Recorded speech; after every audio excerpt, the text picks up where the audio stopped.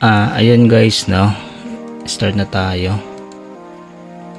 So meron ako rito guys na network topology regarding dito sa VLAN config natin ng TP-Link na TL-SG105E.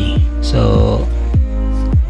ang gagawin ko rito guys, parang siya, alternative, pang alternative sa 5v5 natin guys. So ito nga pala yung network topology natin. So ito si MikroTik. So may config na yan ng VLAN. Focus muna tayo rito sa VLAN config ng TP-Link na to na smart switch. So yun guys, nga ito nga si MikroTik is naka-config na as VLAN yan. So port 1 is from ISP natin. Then yung 2, 3, and 4 is naka-bridge yan sa hotspot natin, which is 1.5. Then naka-bridge din yung VLAN config natin dito sa 1.5 hotspot. So itong 5 na to guys, pwede naman tong isama na natin dito sa bridge, since pang pang LAN, pang configure ko ng MikroTik. So pang personal ko lang yan. So LAN lang tong number 5 or port 5. So ito, kahit alin dyan sa 2, 3, and 4, pwede tayong ilagay dyan ng LAN cable. Kung hindi man LAN cable, kung malayo man yung tatakbuhan, pwedeng media con. So port 1 natin siya ilalagay sa uplink. The rest is naka-antag po yan as VLAN. Pwede naman po dyan kahit alin dyan yung 2, 3, 4, 5. Pwede dyan kahit alin dyan, pwede ilagay yung vendor natin. Pwedeng wireless, pwedeng LAN base. So mas preferred ko kasi yung LAN base, no? Tapos yung sobrang port or multiple AP natin. So yan guys. So ito yung natin, pinaka network topology. Ito nga pala guys yung mga gagawin natin. So nilista ko na. Yan. Siyempre power on natin yung, tapos kapag naka-on na, ilagay natin yung LAN cable sa kahit anong port, 2, 3, 4 or 5, kasi C1 is uplink po yan, which is pwede din naman natin baguhin yung uplink yan. Pero sa akin kasi parang mas magandang tingnan is port 1 yung uplink, then yung 2, 3, 4, 5 yun yung nakaantag as VLAN. So yun na guys. Next natin gawin is dapat nakasaksak yung LAN cable ng PC or laptop natin sa nasabing port na 2, 3, 4, and 5. Depende po sa inyo kung alin po dyan. Magko-config pa naman tayo.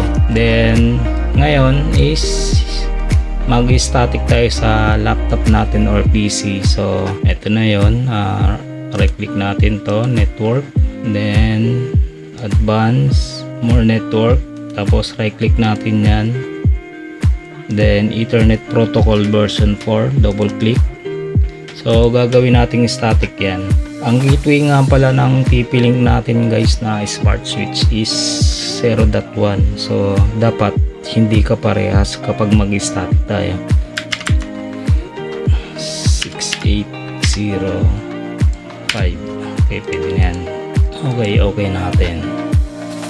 Ngayon lalagay ko si LAN cable ng PC ko sa port 5 para maka-access tayo sa TP-Link. Ngayon punta tayo sa browser, then type natin yung 192.168.0.1. i-access na natin si TP-Link.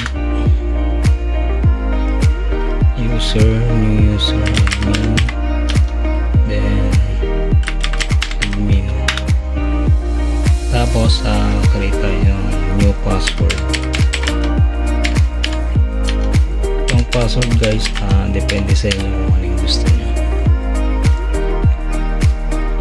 So So ito na guys, sasabi rito is punta tayo ng VLAN, then click natin yung 802.1q.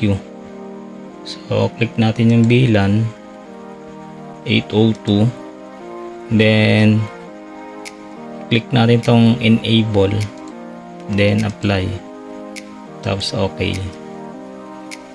Tapos yan guys, ano na natin, since yung MikroTik ko is naka VLAN 11, so 11 yung ilalagay ko rito, then yung VLAN name, depende guys sa inyo kung anong name, then ang itatag natin guys dito is yung 1, port 1. The rest is nakaantag na po yan, yung port 2, port 3, port 4, and port 5. Tapos i-add modify lang natin. Yan guys, operation successful. Tapos yun guys, kapag tapos na tayo rito sa VLAN configuration, punta tayo rito sa 802 1IQ, tapos PBID settings. Since VLAN 11 ulit yun guys, is VLAN 11 yung ilalagay natin. Tapos yan, select natin yung port 2, port 3, port 4, port 5, tapos apply. Since uplink yung port 1, di ko na siya ilalagay. Apply. Yan na guys.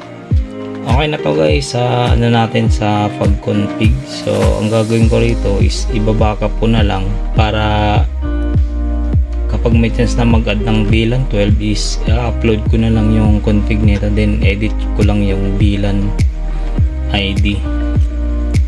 So punta tayo ng system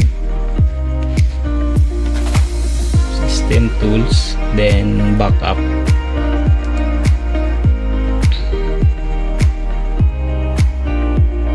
Binablock siya, keep lang natin.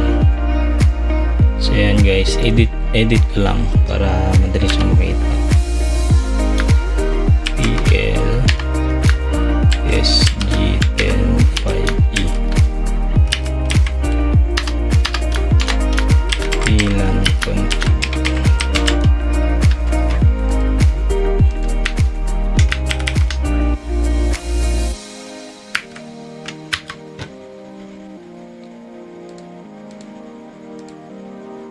So ayun no guys, tapos na tayo sa pag-config.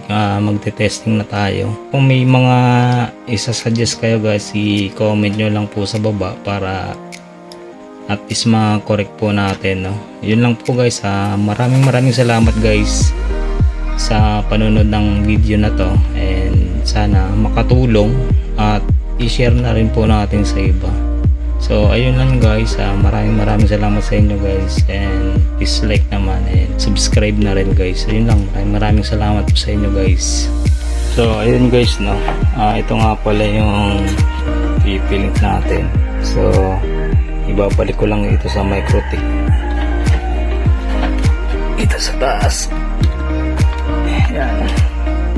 Then itong 423 nakalagay sa VLAN yan, ay sorry, sa 5v5. Yan,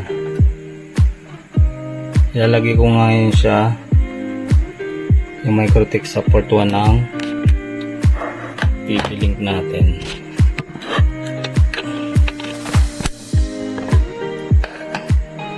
So ayan na guys, nilagay ko na din yung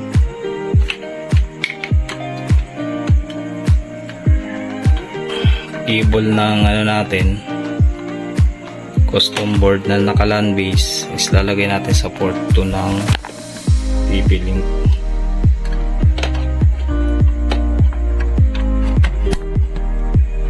Ayan.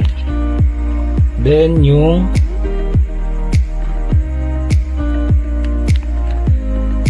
ito,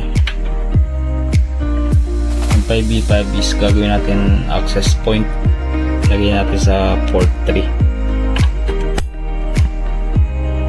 So ayan guys, naka-setup na yan. Ngayon magte-testing na tayo. Ilalagay ko na lang pala sa i-link yung PC natin para i-test natin sa desktop. So ayun guys, no, ito galing MikroTik. Then ito yung port 2 is bendo natin, or yung custom board na may LAN base. Yan natin nalagay yung bendo. Then yung 2345 or yung 345 is pang multiple AP natin. So yan lang guys, test na tayo. Ayan guys, no, nakalagay na sa port natin yung port 5 yung PC natin. So itatry natin kung gumagana ba talaga yung VLAN. So ayan guys, naka-static tayo sa PC kanina. So gagawin natin sa DHCP. Right-click lang ulit natin to, properties, and then IPv version 4, then obtain lang natin. Okay, then okay. Tapos refresh natin ito. So ayun guys, since may tira tayong time kanina dahil na-test ko na to, so ito yan. So mag-insert ko yun ngayon ako. Nakapapansin nyo guys, yung IP natin dito, ito is naka 11.244. Yan po yung pinuntig natin dito guys sa MikroTik. So ito yan. Yan guys, so napapansin nyo yan. Ito naman yung PC natin. Then ito guys yung config ko sa VLAN interface, which is ito yun. Then ito na pala yung ano natin, mag-insert pin ako or add time.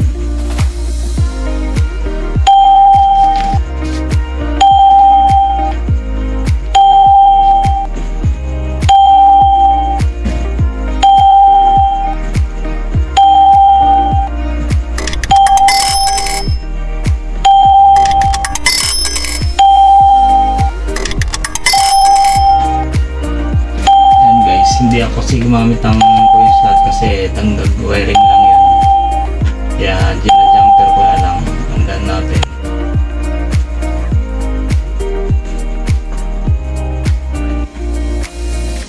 So ayun guys, nadagdagan yung time natin. Then ito nga pala yung Gcash natin na pwedeng gamitin sa pagbili ng voucher code. Yan. Then i-activate na lang to guys. Ayun lang. Yun lang guys. Maraming salamat guys. Pa-share na lang guys sa iba na gusto rin matuto na ito kung paano i-configure yung ano natin, yung TP-Link. Yan. Dali lang naman to guys. Yun lang. Maraming salamat sa inyo guys. Sana magustuhan nyo yung video natin guys. Pa-likes naman guys. Yun lang. Maraming salamat sa inyo guys.